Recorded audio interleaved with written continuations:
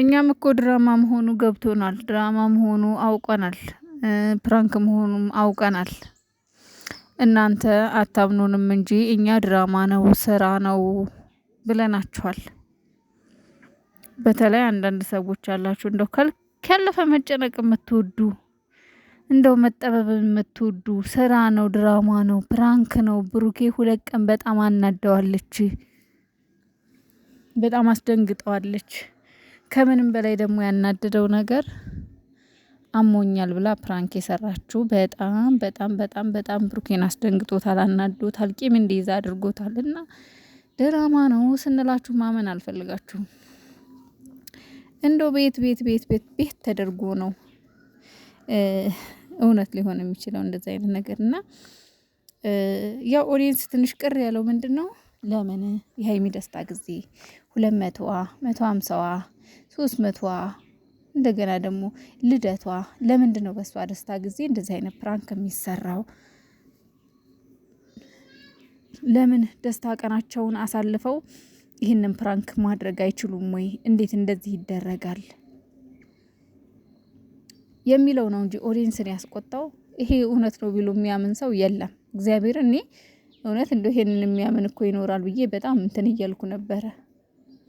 እና ሁሉም ነገር እንግዲህ እንደሰማችሁት ብሩኬ ድራማ መሆኑን ተናግሯል። ስራ መሆኑን ማለቴ ያው ፕራንክ መሆኑን በቃ 2 ቀን ፕራንክ አድርጋኝ ነበረ ድሬን እየመለስኩ ነው አለ። በቃ ግልጽ ያለ ነገር።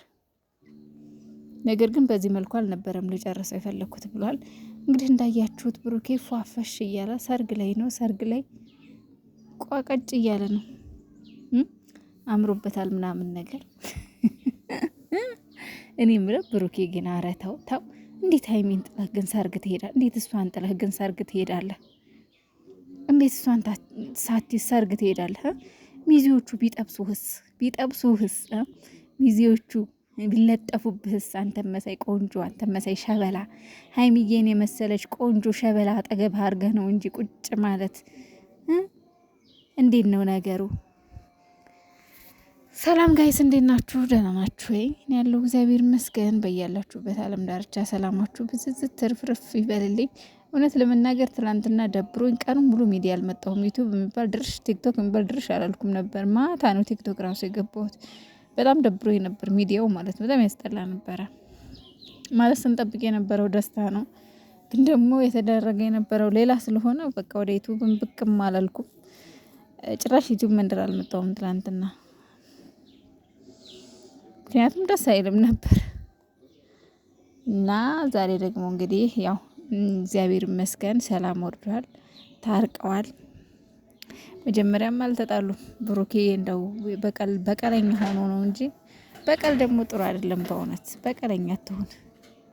እና እንግዲህ ያው በቀል ይዞት እኛም አውቀን ነበር። በእርግጥ ሀይሚዬን እንግዲህ ያው 2 ቀን ነው 3 ቀን አጨለላት። 3 ቀን አጨለልካት። አለመታመን ከባድ ነው። በእርግጥ አለመታመን ከባድ። ብዙዎቻችሁ ያገናኛችሁት አላችሁ ከባለፈው ስራ ጋር፣ ግን አይገናኝም። እውነት ለመናገር እውነቱን እንነጋገር። አንዳንዴ አንድ ቀን የእውነት ስለምንሞት ለእውነት እንኑር። ምክንያቱም አንድ ቀን ደግሞ የእውነት መሞታችን አይቀርም። ስለዚህ የውሸት አንኑር። የማይሆን ነገር ማለት ነው። አይገናኝም። በቃ ፕራንክ አድርገዋለች። ፕራንኩ ያስደነግጣል፣ ያናድዳል በጣም። በተለይ ሀመመኝ ያለችው ነገር በጣም እንኳን እሱን እኛንም አስደንግጦናል፣ አናዶናል፣ ያስኬዳል። ሌላ ግን አለመታመን እዩት የሚባለው ነገር አይሰራም። እንግዲህ ሀይሚዬ ዛሬ የመጨረሻ ወደ አዲስ አበባ ልመለስ ነው። በቃኝ፣ ደከመኝ። እኔ በክፉ ቀኑ ከጎኑ ልሁን ብዬ እሱን የጠቀምኩ መስሎኝ ነው የመጣሁት እንጂ ለሌላ ነገር አልነበረም። ሚፍታህንም ለኛ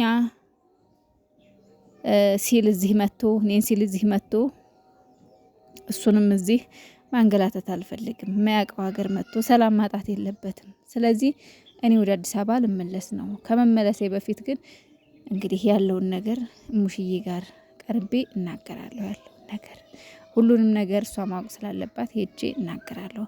እኔ በየጊዜው ሰላም ማጣት የለብኝም፣ በየጊዜው እሱ እንደ ህፃን ልጅ እንትን ማለት የለብኝም ብላ እንግዲህ ምርር ብሏት የመጨረሻ አልቅሳ እውነት ለመናገር በጣም ከፍቷታል፣ ባታለቅስም ማለት ነው። የምር መነጽር አድርጋለች። ሀይሚዬ ግን አልቅሰሻላ የኔ እናትን ያፈር ልብላ። ግን በጣም ደንግጣለች። እውነት ለመናገር ደግሞ እንደዚህ አይነት ፕራንክ እሷ ብዙ ጊዜ አታደርግም ማለት ከፍፄ ጋር አሁን ባለፈው አብረው አደሩ አይነት ነገር እንደዚህ አይነት ፕራንክ ሰርታ አታውቅም። ግን እንጃ በቀደም እንዴት እንደደፈረች አላውቅም። በቀደምና እንደዚህ አይነት ፕራንክ አድርጋ አላየኋትም። እኔ አልጋ ላይ ምናምን እንደዚህ ብቻ ግን ከባድ ነውና እንደዚህ አይነት ፕራንክ አድርጋ አታውቅም። እርሟን አንድ ቀን ብታደርግ ግን ብሩኬ ደካማ ጎኗን ይዞ እንደዚህ ማካልሽ ቆይ ልበቀልሽ ብሎ ሰራላት። ፍፄ እኮ አያፍርም እኮ ፍፄ ደግሞ ዛሬም መጥቶ እኔ እና እሷ እንፋቀራለን ታውን ተረዱን አብረን እንኑር ብሏል። ከፍፄ ጋር ከማን ነው ከሚፍታህ ጋር መጥቶና በጣም ነው የገረመኝ እውነት ለመናገር ማለት ነው። እኔ እንጃ እኔ መቼም ላምን አልችልም። ሀይሚና ፍፄ ተፋቀር ወራ በስገብ መቼም ላምንም አልችለው ፕራንክ ነው ይሄ። መቼም በቃ ፕራንክ እንደሆነ ግልጽ የሆነ ውሸት እንደሆነ ማለት ነው እንዴ። እና ሙሽዬ ደግሞ የኔ ወርቅ የኔ እናት 1000 ዓመት ኑሪ። የእውነት የማቱሳላን እድሜ ይስጥሽ፣ ረጅም እድሜ ኑሪ። ለብሩኬ ኑሪለት፣ ለእኛም ኑሪለን። እንግዲህ ያው እሷ ሀይሚዬን ታውቃላችሁ እንደ ልጇ ነው የምትወዳት። እውነት ለመናገር እንደ ልጇ ማለት ነው። ልሄድ ነው እሙሽዬ በቃ ማወቅ አለብሽ ስትላት ቆይ በቃ ብሩኬን ራሱ እኮ አላዳመጠችውም። እግሯ ላይ ወድቃ ይቅርታ ጠይቃት ነው ያለችው። በቃ ወድቃ እግሯ ላይ ይቅርታ ጠይቃት። ምንም አታርግ፣ ምንም አጠፋህ ማለት አንቺ የማታውቂው ነገር አለ ሁሉ እያላት ነበር። ግን በቃ ይቅርታ ጠይቃት አለችው። የኔ እናት የትልቅ ሰው አነጋገር የእውነት እና ያው እንግዲህ ፕራንኩን ላስረዝመው ነበረ። በሙሽዬ በኩል መታብኛለች። ፕራንኩ ነገ ያው እጨርሰዋለሁ። አዲስ ነገር ማለት ያው ሰርፕራይዝ ነገር ይመስለኛል።